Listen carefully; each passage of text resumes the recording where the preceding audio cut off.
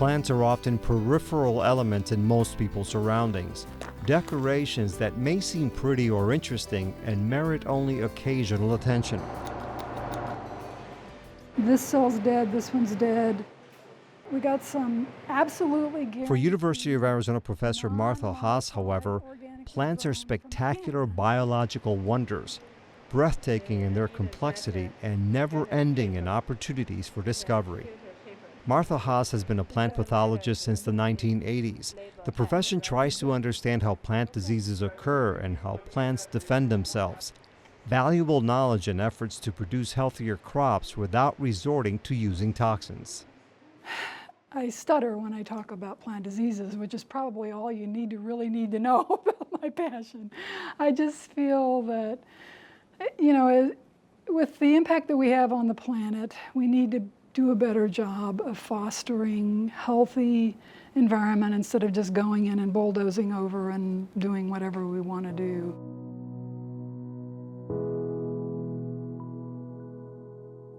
Haas's late husband, Hans van Etten, who was also a plant pathologist, was equally passionate and concerned. The couple met during a professional conference in the 1980s. Coincidentally, both were involved in pea root research in their respective jobs, and this helped break the ice for a connection. We met at a meeting in California and we went for a walk on the beach. He and I both were working on pea root diseases, so, what could be more romantic than that? We were so much alike, and also all the other things that we didn't understand at first, but our love of the land and our love of trees. They married in 1990, and after moving to Tucson and settling down, he began to look for a new piece of property where they could live. Not just a house, but also some land. I'm not that particular about where I live or what kind of shoes I wear, so I wasn't really that actively engaged in it, and he kept finding it, and I go, okay, fine, this is what you want, that's fine. But then he found this place, and it's like, ooh, I'm getting chills on the back of my neck just remembering it. But when you see it, you'll understand, and so it's like, okay, let's do it.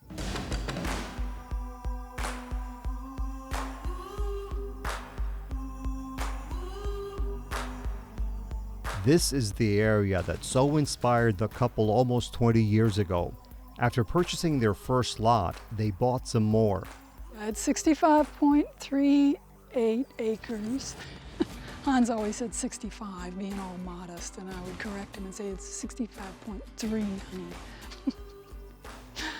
It's all wonderful. I mean, the big challenge is finding ways to navigate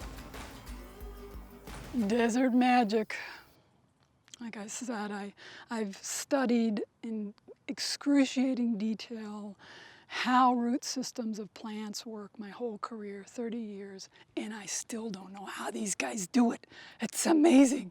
You wake up, it was such a wonderful validation that maybe life on Earth will continue. The first time I saw the rains come in Tucson,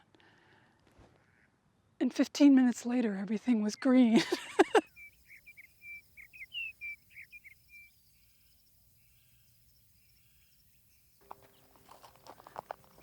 From the beginning, the scientists made a pledge.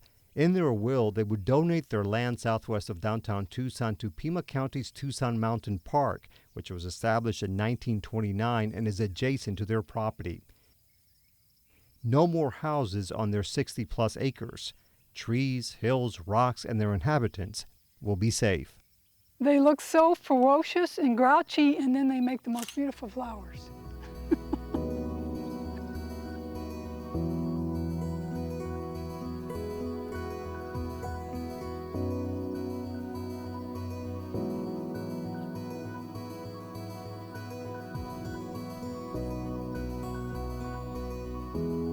The professors and nature lovers couldn't stand the thought of losing their native desert neighbors, the entertaining and appealing Sonoran creatures, or those rare sightings that amazed them. It turns out he's an albino red-tailed hawk, which I'd never seen, but they exist. The land will join the nearly 20,000 acres of the park and become part of a broader protected habitat which includes Saguaro National Park to the north. Experts say contiguous protected areas such as these are vital for wild animals and plants. So it's in the shade here under this wolfberry and jojoba. Peter Chesson is a professor of ecology at the University of Arizona. He's also the president of the Tucson Mountains Association, which is grateful for the gift. I think that is the most incredible legacy that they could possibly have, really. That they've saved a piece of the planet, the life on that. Not thinking about themselves, thinking about, in fact, the other organisms on the planet, which are really part of humanity in many ways, because it's our experience. We're organisms too. Nicole Fife works for Pima County, which owns Tucson Mountain Park. The county is acquiring additional parcels to increase its size, such as this 270-acre property adjacent to Martha Haas's land. We're well aware that Ms. Haas could have chosen to do something else with the property, and her family could have developed the property or sold it to somebody else, and we really appreciate that she thought of the county and contacted our Parks Department and went forward with this. For Haas, this continues and reinforces a passion that began decades ago. She grew up on a 1,000-acre farm in Kentucky where she cherished the plants, animals, and land. In fact, while she was still very young, she was already captivated by the environment. The simple way to explain is when I was a child, I would have screaming nightmares like children do. But in my case, it wasn't because the monsters were coming or the goblins or the monsters under the bed. It was because I dreamed that I woke up and looked out front and they were paving the front field. It's just emotional. I'm sure they have medications, to deal with that now, but I haven't checked lately. Hans van Etten also grew up on a farm and became similarly enthusiastic about nature and donating their bit of paradise.